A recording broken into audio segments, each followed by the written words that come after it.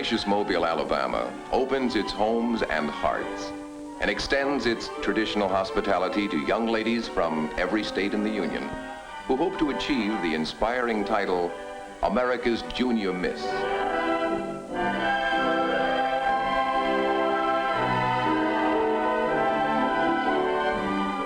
Just another beauty contest? Oh no. All contestants are judged for character, citizenship, high school activities, personal ambitions, poise and demeanor, essential elements in the grooming of all young ladies. Education is the reward, and the 5 finalists receive scholarships granted by the Coca-Cola Company.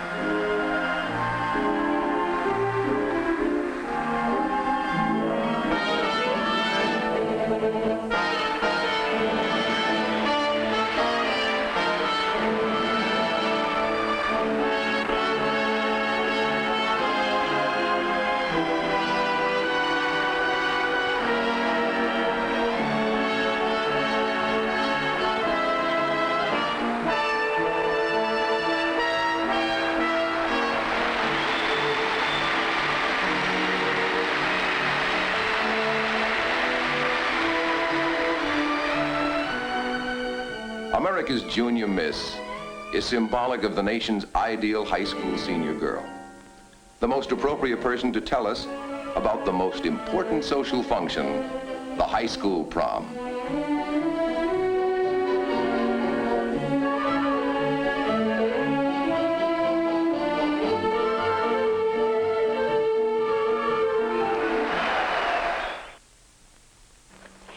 It all starts with knowing whether you're going or not.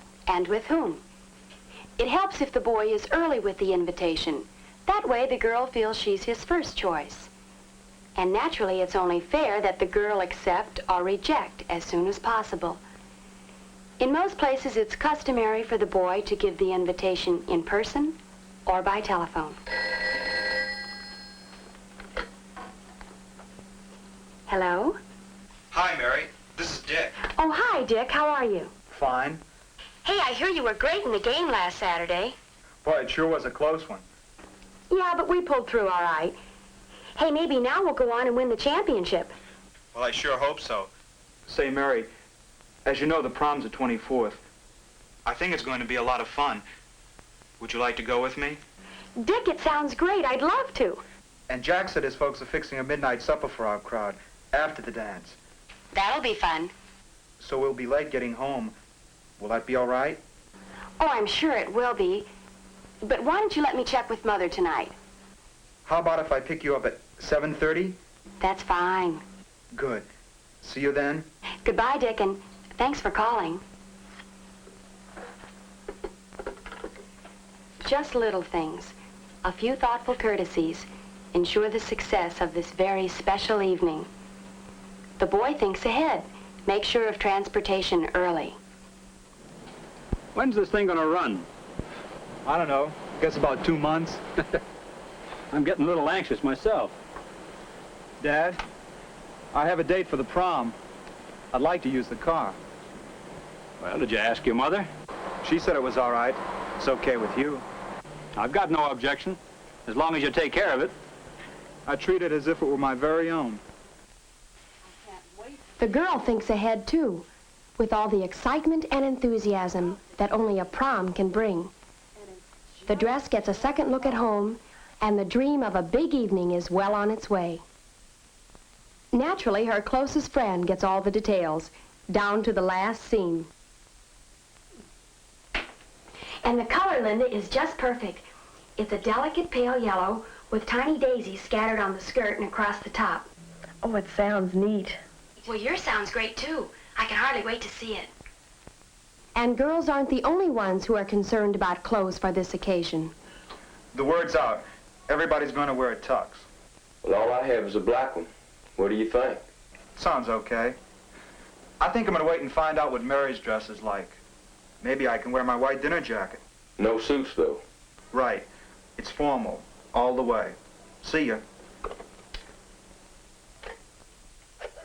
A thoughtful touch on the boy's part is to be sure that the flowers he sends are a perfect match for his date's dress. Hello, Linda. Has Mary talked to you about the dress she's wearing to the prom? She sure has, and wait till you see it. It's beautiful. Well, fill me in. I have to make sure I have the right corsage. Well, to start with, it has... Then Dick tells it all to the florist. A bouffant skirt of pale yellow taffeta with lots of daisies scattered all over. Oh, and the bodice is covered with daisies, too. And to top it off, it's strapless. All that on one dress? Could be mighty pretty, though.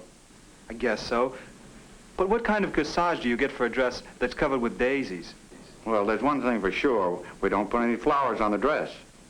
I guess you'd look like a garden. Well, that only leaves us two other ways to go. A wrist corsage or a nosegay. What's that? Come on, I'll show you.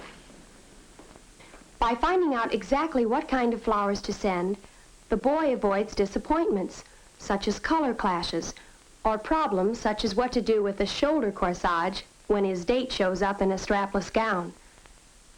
By taking care of all the little details in advance, he can look forward to the evening with confidence. How do you like it? You're a lovely young lady. Oh, thanks, Daddy. All the glamour and excitement of a new formal is shared first of all with the family.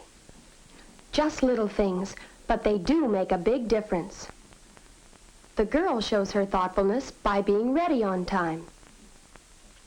The boy arrives on time so the girl's dress doesn't go limp while she sits around waiting. And I will drop. He takes a few moments for small talk to give her parents a chance to size up the fellow who's taking their daughter out. And naturally, she shows up before he runs out of conversation. Hi. Dick, your flowers are just beautiful.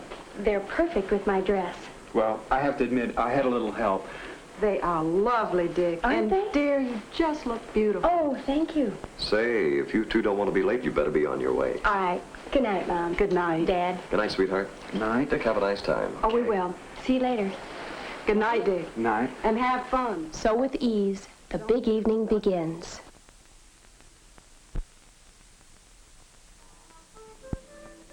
Thoughtfulness here keeps party shoes and a formal dress from having to hike through the parking lot. The prom. It's a pleasure. For Judy and Lee, for Linda and Jack, June and Tom, Robin and Ed, and all their other friends. They're here to have a big time. It's a sure thing for everyone when the fun of the evening is shared by all. How do you do? I'm Dick Carter. This is Mary Moore. Hi, I'm very glad to meet you. How do you do, sir? It's so nice to see you. After meeting the first person in the receiving line, they exchange greetings with each chaperone.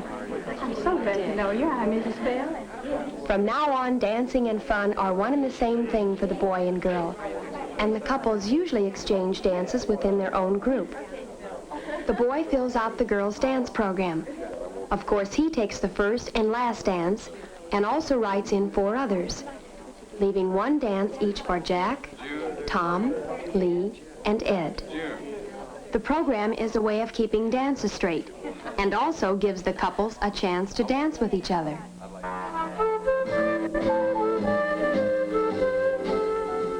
Dance floor etiquette calls for certain considerations that add to the evening and make more fun for everyone.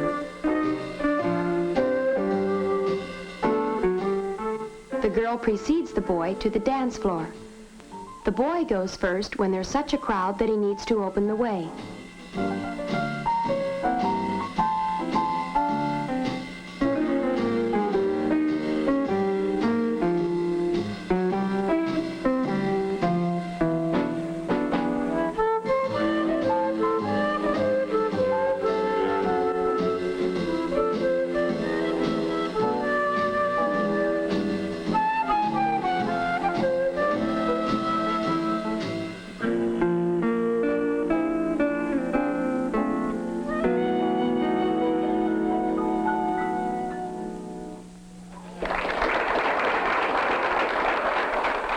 When the dance ends, Lee applauds the orchestra. Judy chooses not to.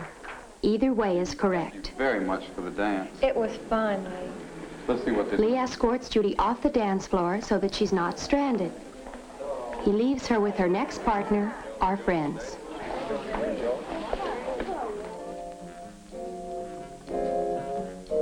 Another dance begins, and Tom's ready to claim a program partner. Hi, Mary Fran. Is this our dance? Right. Say, isn't that band great? Sure is. When Jack asks for a non-program dance, he has a special way of asking. Look mighty pretty tonight. Thank you. Can I have the next dance, please?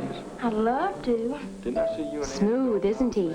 He doesn't embarrass her by asking if this dance is taken, which might imply that she hasn't been asked.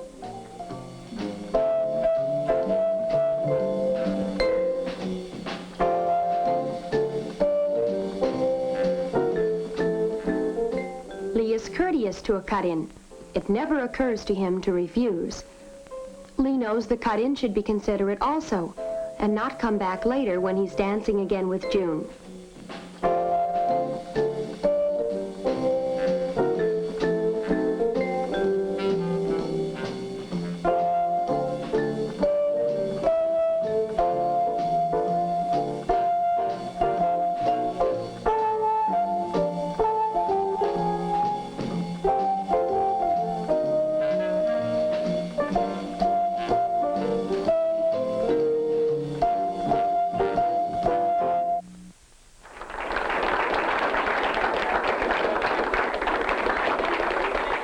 Anyone for intermission? Everyone, of course. And this is fun, too. The music may stop, but consideration goes right on.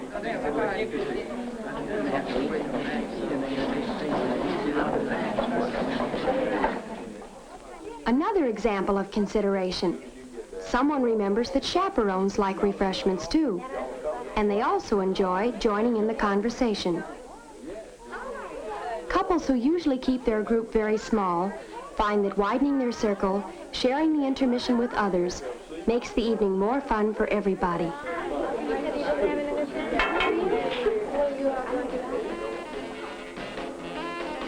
Intermission over, the music begins, and back to dancing.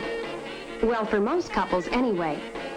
But this is a good time to say that any girl stuck with a show-off instead of a dancer has social custom on her side if she wants to break it up.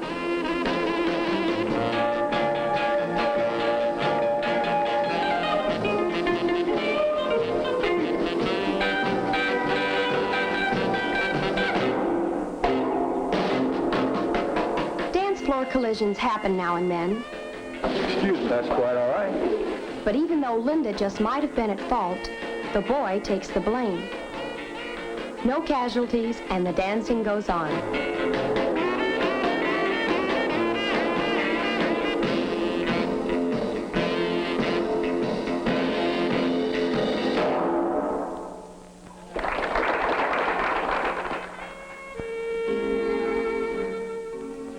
This is it, the last dance, the one the girl saves for her favorite fellow.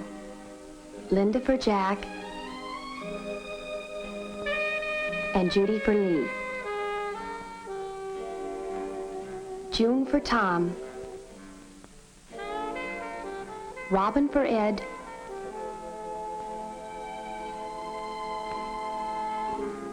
All through the evening, the dance program has kept track of who's dancing with whom. But now it's much more than that. It's a souvenir of the prom, with autographs running off the margins. Memories of that special date with that special young man.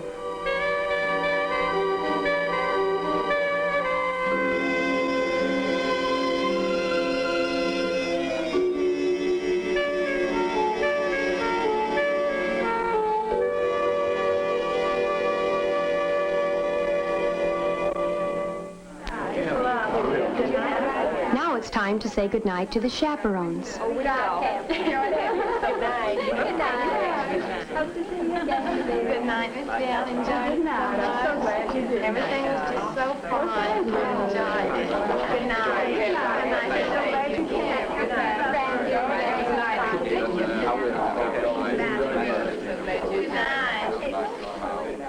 But prom night isn't over.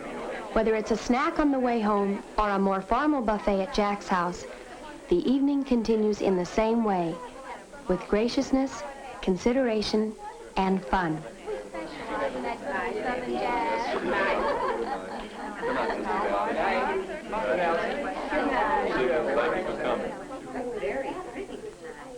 For couples invited to someone else's home, it's important to remember that hosts should be appreciated, not taken for granted.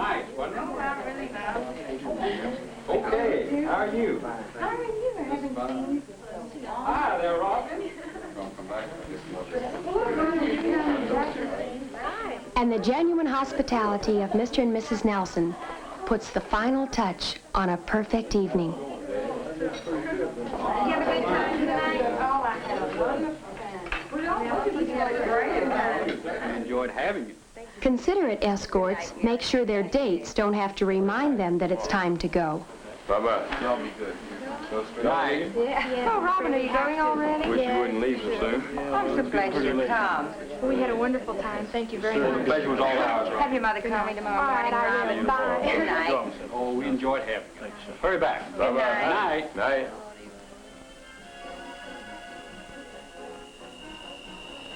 Prom was great. It sure was. I had a wonderful time. I had a great time, too.